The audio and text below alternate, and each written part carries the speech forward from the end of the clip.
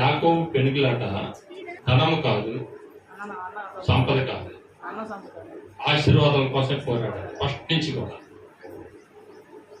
నుంచి కూడా నీ ఆశీర్వాదాలు ఇస్తే నేను నీకు చిక్కుడుగా కూర పెడతా అన్నాడు. దేవుడి దగ్గర ఏమన్నా నా తండ్రి దేవుడివి, నా తాతకి దేవుడివి, అందరికి దేవుడివి కాబట్టి ఆశీర్వాదాలు ఇస్తే నేను వదిలితే లేకపోతే అన్నాడు. కాళ్ళు పట్టుకుని వదలట్లేదు, నన్ను వదిలాలంటే వదలట్లా. అప్పటికి తొట్టి మీద పడితే దెబ్బ గిరిగింది, తొట్టి 2 ముక్కలు అయింది. ఆశీర్వాదాల కోసం పోరాడాడు.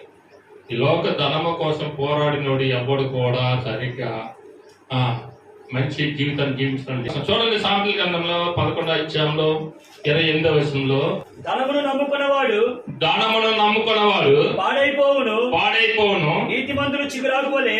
నీతిమంతులు ఎలా ఉంటారంట? చిగురాకు వలె. దేవుడి యొక్క ఆశీర్వాదాలు కావాలనుకున్న వారు దేవుడి యొక్క మందిరంలోకి వచ్చి బలంగా ప్రార్థన చేస్తూ బలమైన సాధనలుగా నేను వాడబడాలి ప్రభా, నీ కోసమే జీవించాలి, లోకం కోసం కాదు, ధనం కోసం కాదు, డబ్బు కోసం కాదు, లోకం సమస్తం వదిలేసి నీ దగ్గరికి రావాలనుకుంటున్నా అని చెప్పేసి అన్నవారు చిగురాకుల వల్లే, చిగురించే ఆకుల వల్లే ఎలా ఉంటారంట? వృద్ధులు ఎంతారంట. ఆటోమేటిక్ వచ్చింది, ఆటోమేటిక్ కదా, ఆటోమేటిక్ అన్నీ వస్తాయి. మనం ఏం అడగవలసిన లేదు. ప్రభు పాదాల దగ్గరికి వచ్చి బ్రతుకుని అడుగుతుంటే అన్నీ వస్తాయి.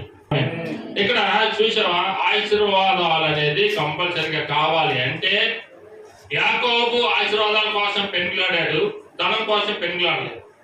వాళ్ళన్న ఆకలితో వస్తే, బాగా ఆకలితో వస్తే నీ ఆశీర్వాదాలు నువ్వు పొందుతున్న పెద్దరికాన్ని అది నాకు ఇస్తే, నాన్న దీవులన్నీ కూడా నాకు ఇస్తే నేను ఖచ్చితంగా నీకు చిక్కుడుగా కొనేసి భోజనం పెడతా అన్నాడు.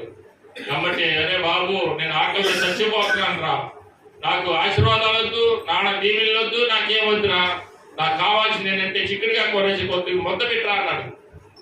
కాస్త అన్నం పెట్టరా అనే తలకే ఆ అన్నానికి లోపడ్డాడు. అందుకే ఏప్రిల్ రాసిన పత్రికలో మాట్లాడతాడు, పూట కూటి కోసము జ్యేష్ఠపు అక్క అమ్ముకున్న ఏసావు లాంటి భ్రష్టుడి మీలో ఎవడైనా ఉన్నాడో ఏమో చూసుకోమని చెప్పాడు.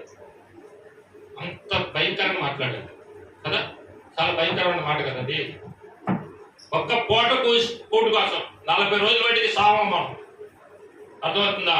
40 రోజులు, 41 రోజు కానించి మనిషికి క్షీణించిపోతాడు.